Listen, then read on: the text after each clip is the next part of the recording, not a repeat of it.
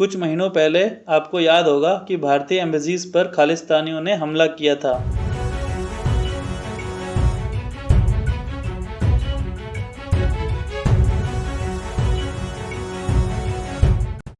और उस अटैक में शामिल खालिस्तानी लोग धीरे धीरे टपकने लगे। अब ये किसने किया, ये राज भी उन्हीं के साथ चला गया। लेकिन कुछ दिन पहले कनाडा के राहुल गांधी जस्टिन ट्रूडो ने कनाडा में एलिमिनेटेड खालिस्तानियों के लिए भारत पर आरोप लगाए।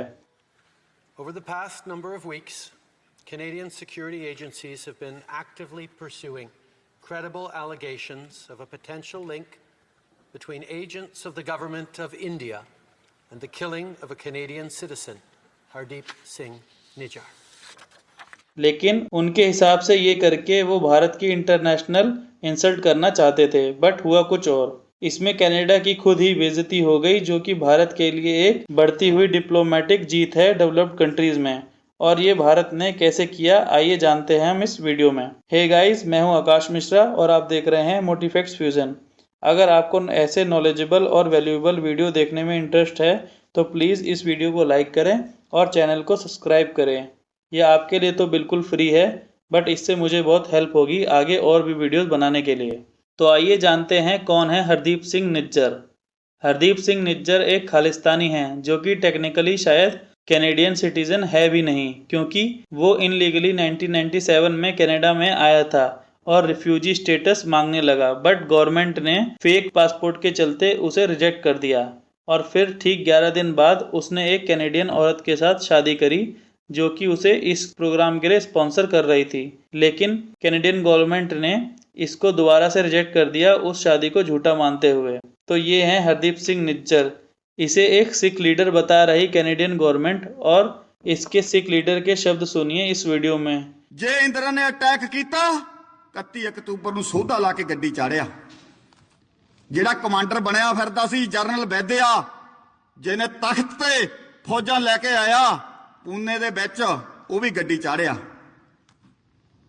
ਜਿਹੜਾ ਲਤਨ ਮਾਕਨ ਦਿੱਲੀ ਦੇ ਵਿੱਚ ਬੈਠਾ ਸੀ 84 ਦੇ ਕਤਲੇਆਮ ਦਾ ਦੋਸ਼ੀ ਸੀ, ਉਹਨੂੰ ਵੀ ਜਿੰਦੇ ਸੁੱਖੇ ਨੇ ਗੱਡੀ ਚਾੜਿਆ। जिसमें ये जिस गुरुद्वारे का लीडर था उसी में बैठकर इंदिरा गांधी, इंडियन आर्मी के जनरल और इंडियन पॉलिटिशियन की मौत पर यह जश्न मना रहा है। इस पर यूएसए की एनआईए और यूरोप की इंटरपोल ने कई सारे नोटिस जारी किए हैं। और टाइम ऑफ इंडिया की एक रिपोर्ट के हिसाब से ये कनाडा के ब्रिटिश कोलंबिया में एक टेररिस्ट ग्रुप को भी चलाता है। ये है निज्जर जी, जिन्हें कैनेडियन गवर्नमेंट इतनी इज्जत दे रही है। और जस्टिन ट्रूडो के एलाई पार्टनर जगमीत सिंह, वो भी इंडिया को सीधा सीधा धमकी दे रहे हैं और ये दोनों मिलकर इंडिया की इंसल्ट करना चाहते हैं। बट इंडियन गवर्नमेंट भी टेररिज्म के खिलाफ सीधा संदेश दे रही है कि हम घर में घुसकर मारेंगे। ये हमारा सिद्धांत है, हम घर में घुस के मारेंगे। और जब से ये मोदी जी ने कहा है तब से इंडिया के टॉप लिस्टेड टेररिस्ट एक एक करके एलिमिनेट किए जा रहे हैं, जिससे इंडियंस का गवर्नमेंट पर और भी ट्रस्ट बढ़ गया है। और अब बात करते हैं how India responded on this.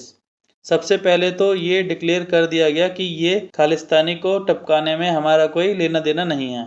और इंडिया ने कनाडा के टॉप डिप्लोमेट को भी लात मारकर बाहर निकाल दिया। India has now taken reciprocal action.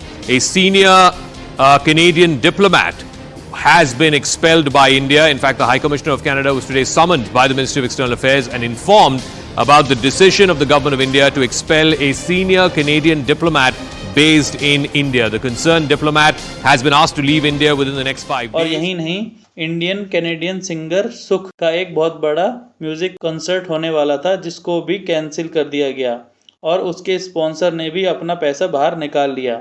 Jagmeet Singh और जस्टिन ट्रूडो का प्लान था कि निज्जर की मौत का G7 देशों के साथ मिलकर इंडिया के खिलाफ एक जॉइंट स्टेटमेंट निकाली जाए, जिससे इंडिया की इंटरनेशनल बेइज्जती हो। लेकिन जब कनाडा ने यूके से पूछा तो उसने साफ मना कर दिया और कहा कि हम इंडिया से आगे भी ट्रेड करते रहेंगे। साथ में जब ऑस्ट्रेलिया और यूएसए ने भी मना कर दिया तो उसका ये प्लान नहीं चल पाया और खुद की स्टेटमेंट को बदलकर वो कमज़ोर पड़ते दिखाई दिए। ये बंदा कनाडा में रहता है, कनाडा में मारा गया और कनाडा को इस पर सीरियस एक्शन लेना चाहिए। इसमें भारत का क्या लेना देना है? ये सब इसलिए हो रहा है कि ट्रूडो की गवर्नमेंट बहुमत में नहीं है और उसकी गवर्नमेंट में एनडीपी यानी न्यू डेमोक्रेटिक पार्टी के एक बड़े हिस्से से बनी हुई है, जिसका लीडर एक खालिस्तानी सिंपथाइजर है, जगमीत सिंह है, जिसको एक खालिस्तानियों का भी काफ़ी सपोर्ट मिलता है। और जब गवर्नमेंट बनी थी तो उसमें 4 सिख को भी लिया गया था, उसमें से एक हरजीत सिंह सज्जन, वो भी एक खालिस्तानी सिंपथाइजर है। और जब वो इंडिया के एक ऑफिशियल टूर पर आया था तो पंजाब के सीएम अमरिंदर सिंह ने उससे मिलने से मना कर दिया था और कहा था कि मैं किसी भी खालिस्तानी से कोई भी रिलेशन नहीं रखना चाहता। तो कनाडा गवर्नमेंट खुलेआम खालिस्तानियों के लिए रेड कारपेट बिछा रही है, ना कि उन पर एक्शन लेने के। और बाकी लोगों के वीज़ा को लेके इतना सीरियस है कि जो लोग पहले भी गवर्नमेंट सर्विसेज में रह चुके हैं उनके मुताबिक कोई भी वीज़ा इजी से नहीं मिलता है। और G20 में भी कनाडा को किसी भी बड़े अलायंस में नहीं रखा गया, जिसके चलते उसे प्रॉब्लम है। जैसे India middle east Europe corridor के बाद इंडिया यूरोप और यूएस से चाइना पर डिपेंडेंस ख़त्म हो जाएगी, जो कि चाइना के बेल्ट एंड रोड इनिशिएटिव को डाइल्यूट कर सकता है। और ये सब भारत ने अपनी इकोनॉमिक ग्रोथ, पॉलिटिकल स्टेबिलिटी और स्मार्ट फॉरेन पॉलिसी के वजह से किया, जो कि ये दिखाता है कि G7 के मेंबर भी कनाडा, जो कि एक डेवलप्ड देश है, उसको सपोर्ट करने की बजाय इंडिया को सपोर्ट कर रहे हैं। और सारी डेवलपिंग कंट्रीज़ के लिए भी ये बहुत बड़ी जीत है, जो कि एक तमाचा है कैनेडियन गवर्नमेंट और खालिस्तानियों के मुंह पर। ऑलरेडी इंडिया अपने डिप्लोमेटिक तरीके से डील कर रहा है। हाल ही में कनाडा के सारे वीज़ा को भी सस्पेंड कर दिया गया। तो वैसे भी ये सारा इशू कैनेडियन गवर्नमेंट का किया हुआ है और ये जो भी चल रहा है इसकी वजह 2024 के कनाडा इलेक्शन पर फोकस होगा। इसके चलते ये सब हो रहा है। बाकी मैं कैनेडियन पब्लिक से बोलना चाहता हूँ कि अब आपको डिसाइड करना है कि आप किस पार्टी को वोट देंगे जो इन सब मैटर में इन्वॉल्व है, या दूसरी किसी और पार्टी को।